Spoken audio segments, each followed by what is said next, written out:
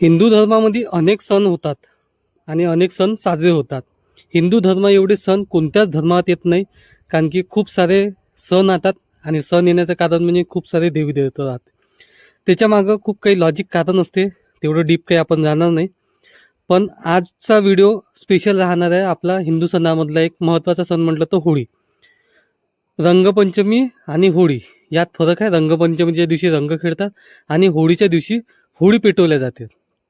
लहानपणापासून आतापर्यंत आपण पाहतो की होळी पेटल्या जाते आणि होळी पेटवते. त्याच्या मागचं कारण काय हे कधीच कोणाला माहीत नाही.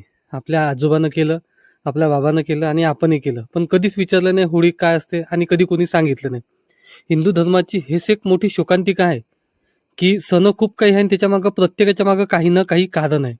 पण कोणत्या गोष्टीच्या मागं काय कारण आहे हे कधीच कोणी सांगितलं नाही. तर आजच्या व्हिडिओमध्ये आपण तेच थोडंसं जाणून घेऊ. मी थोडा रिसर्च केला आज दिवसभर आणि त्याच्यावर मला थोडे लहान लहान गोष्टी माहीत पडली. तर गोष्ट अशी झाली की होळी कधीपासून चालू झाली.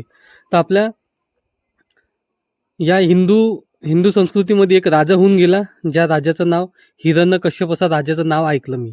आणि त्याला एक प्रल्हाद नावाचा मुलगा होता. हिरण्यकश्यप इतका ताकदवाला माणूस होता, इतका शक्तिशाली माणूस होता की त्याला हरवणं खूप कमी खूप कमी लोकांना जमत होतं. आणि तेच त्या गोष्टीचा त्याला घमंड होता की मला या जगात कोणीच नाही हरू शकत. आणि हरू नाही शकत म्हणून त्याचं असं म्हणणं होतं की जेवढे काही 36 कोटी 33 कोटी देवी देवता आहे, त्यापेक्षा मलाच तुम्ही माना आणि माझीच पूजा करा. पण त्याचा जो मुलगा होता भक्त प्रल्हाद, तो विष्णूचा खूप मोठा भक्त होता. तो विष्णूचीच पूजा करायची. तर हिरण्यकश्यपचं असं म्हणणं पडलं की मी सगळ्यापेक्षा शक्तिशाली, तो लोकांनी माझी पूजा करत आहे, तर तू माझी पूजा करायला पाहिजे. तर तू का नाही करत आणि तू मला का नाही मानत.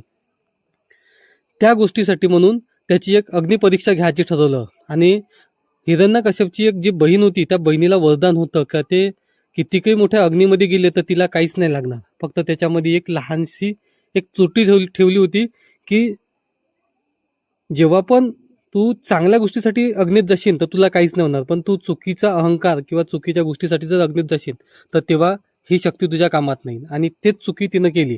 ती अग्नीमध्ये, ती एका लाकडाच्या जो एक राहते आपलं लाकडं जिथं अग्नी लावते त्या ठिकाणी जाऊन बसली. त्याच्यानंतर भक्त प्रल्हादाला मांडीवर घेतली आणि ती अग्नी पेटवली. अग्नी पेटली, त्याच्यामध्ये त्या अग्नीसोबत तिचं नाव होतं होळिका. ती सुद्धा जळून संपून गेली. पण हा जो भक्त प्रल्हाद होता तो आपला विष्णूचाच भक्ती करत होता आणि विष्णूचाच तो आपला जप करत होता. तर त्या गोष्टीमुळे गोष्ट अशी झाली की जिला वरदान होतं की अग्नीपासून काही नाही होणार, ती अग्नीमध्ये पूर्ण राख झाली. आणि ज्याला काहीच वरदान नव्हतं, जो सत्याच्या बाजूला चालवत होता, तो भक्त प्रल्हाद, त्याला थोडंसं पण काही नाही झालं. तो अग्निपरीक्षेत पास झाला आणि ते होळिका अग्निपरीक्षेमध्ये नापास झाली. म्हणून त्या दिवसापासून ते होळी पेटवल्या जाते, जिला आपण होळी होळा असं काही म्हणतो. आणि तो भक्त प्रल्हाद त्यातून बाहेर आला. सांगायचं तात्पर्य एवढंच आहे. हे झाली संस्कृतीबद्दल. पण आपल्यासाठी का महत्वाचं आहे सांगायचं तात्पर्य एवढंच आहे की जे घमंड असतं, कोणाला पैशाचं घमंड आहे, कोणाला श्रीमंतीचं घमंड आहे, कोणाला चांगलं दिसण्याचं घमंड आहे, किंवा प्रत्येकाला कोणत्या ना कोणत्या गोष्टीचं घमंड आहे. तर त्याच गोष्टीचं जसं हिरण्यकश्यपला घमंड होतं की मी खूप मोठा ताकदवर आहे किंवा खूप शक्तिशाली आहे, आणि त्याचं घमंड शेवटाला नाही गेलं, सेम तेच गोष्ट आपल्या सगळ्यांच्या जीवनामध्ये रोज लागू होते.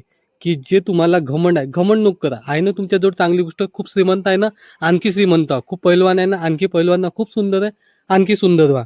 पण घमंड नको करा आणि दुसऱ्याला कमी नको समजा.